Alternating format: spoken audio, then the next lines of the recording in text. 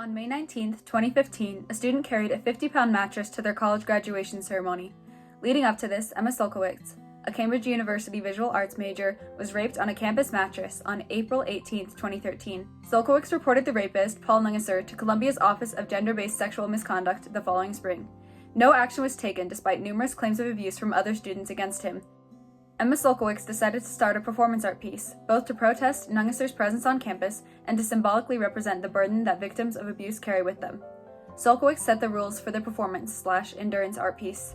They would carry a 50-pound mattress, similar to the one they were raped on, around with them everywhere while on campus, until Nungesser was expelled from campus, graduated, or otherwise left Cambridge University. They would not ask for help while carrying the mattress, but could accept it when offered. This performance went on from September 2014 to May 2015, when Sulkowicz and Nungesser graduated. This performance art piece sparked national conversation regarding the issue of campus rape. Performance art, what is it? The Tate defines performance art as artworks that are created through actions performed by the artists or other participants, which may be live or recorded, spontaneous or scripted. A large part of performance art is its direct engagement with the audience. Performance art often deals with themes of identity and social issues. Endurance art is a form of performance art that involves pain or exhaustion. We will be exploring the question, how can performance art help survivors of abuse? Let's first discuss how creative activities as a whole can help the mind of those who have experienced abuse. An article from the National Domestic Hotline states that artistic expression can allow survivors of abuse to process traumatic memories in a way that does not incite stress or depression. Recent research shows that traumatic memories are stored in the right back region of the brain, which is associated with non-verbal memories. Sights, sounds, and smells associated with a past event, rather than the left front area of the brain, which is associated with verbal memories. This means that creative activities that engage the right side of the brain are more effective strategies for working through memories with emotional and physical reactions attached to them than physical methods like journaling and talk therapy. Abuse deeply impacts a person's ability to feel safe in their day-to-day life. Survivors of abuse often struggle with emotional regulation. Art therapy techniques can help with emotional regulation and can aid in emotional expression, offering a safe way for survivors to express themselves and process negative emotions and experiences. What about performance art? There are countless examples of how art can benefit a healing mind, but what about performance art? There are many studies that support creative activities being beneficial for abuse survivors, as well as many works of performance art done by survivors of abuse. However, there are no sources that make claims connecting the two concepts. Performance art has not yet been studied as a potential method of coping or a form of empowerment for survivors of abuse. I believe, however, that by examining works of performance art done by survivors of abuse, we can make inferences about their impact and purpose. My hypothesis is that performance art gives survivors a voice, a unique opportunity for honest expression, and a way to connect with other people who share similar experiences. How can we use performance art to speak up about abuse? Speaking about abuse is vital in both processing and preventing abuse. In a play titled More Than Bruises, writer Jesse Sherman uses theater to share local stories of survivors of domestic abuse. In this play, multiple stories of domestic abuse are reenacted by survivors of abuse and their friends. In an interview featured on the Yellowstone Public Radio, Sherman describes this kind of storytelling as empowering as well as a medium that can allow victims to have a voice. She was quoted in this article saying, "A lot of survivors feel silenced. I don't think we'll be able to make changes as a community until we challenge that silence. I think it's also really hard to heal if you've been forced into silence." Community-centered art like plays and storytelling gives survivors of abuse a place to break that silence and work towards healing. This kind of art can incite important conversations that could potentially even allow people to recognize and seek refuge from abusive situations. Theatrical performances share similarities with performance art, meaning that performance art could have similar benefits. Abuse on large scales. Performance art can be used to address abuse on larger scales, such as political repression, governmental corruption, and gender-based violence. In a magazine article titled The Weight of Pain, interview with Regina Jose Galindo, author Eli Neira describes the artwork of Regina Jose Galindo. This Guatemalan performance artist and poet used her body as a reflection of the pain of the Guatemalan Civil War that was happening at the time.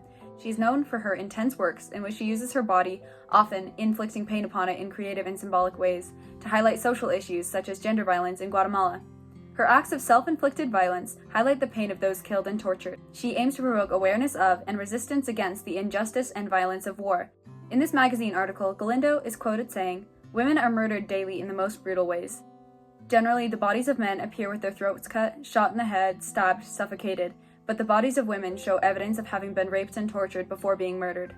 Through these shocking performances, she is able to both reflect her personal pain and point out hypocritic mentalities. Many would be offended by and concerned with her self-inflicted violence, but accept violence on a massive scale as a result of civil war.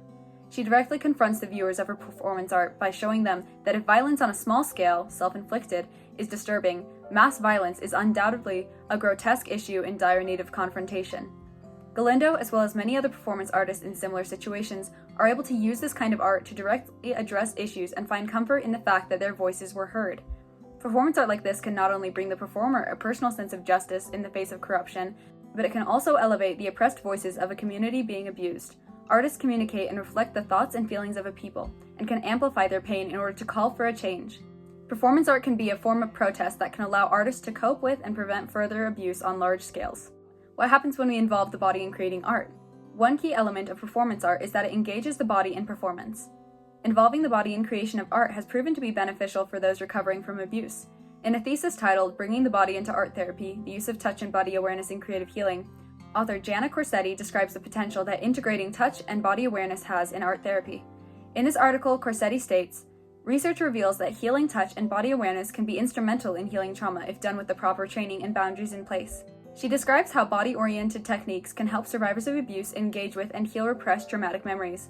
This leads me to believe that performance art, which involves the body, can be used as a therapeutic tool by allowing those practicing it to become aware of their body and learn to associate it with a sense of control and choice. Putting it to the test. I wanted to see for myself if performance art could really help survivors of abuse. I decided to create a performance art piece around the theme of reclaiming personal identity after sexual abuse. I wrote a poem about my personal feelings about my traumatic experiences and put it to a melody. I invited my friends and family to an acoustic concert in which I performed songs I've written on the guitar, but near the end of it I did my performance art piece without telling anyone prior to the performance what I would do.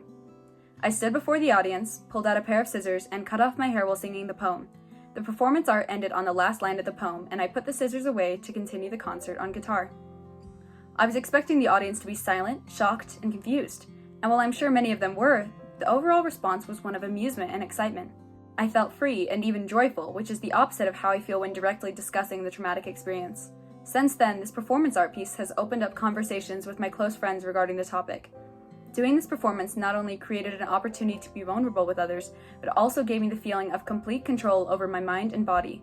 I was expressing myself without submitting to the will or expectations of others. From this personal experience, I have found that creating performance art is an available method to process traumatic experiences on one's own terms in a way that doesn't bring up negative emotions. Conclusion.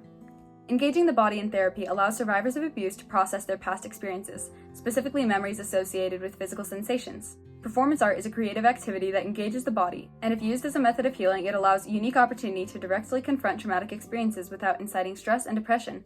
Performance art gives people the ability to bring awareness to issues of violence and injustice, and spark conversation between individuals that form connections that are vital to the healing process. It can even prevent further abuse by eliminating stigma and providing information for victims to recognize abuse. Even the creation of shocking performance art can allow the creator to address painful subjects without fear. I firmly believe that viewing and/or creating performance art can be very beneficial to many survivors of abuse. If we learn to lose our fear of unorthodox ideas, open-mindedness can lead us to solutions as diverse as those in need of them. Thank you.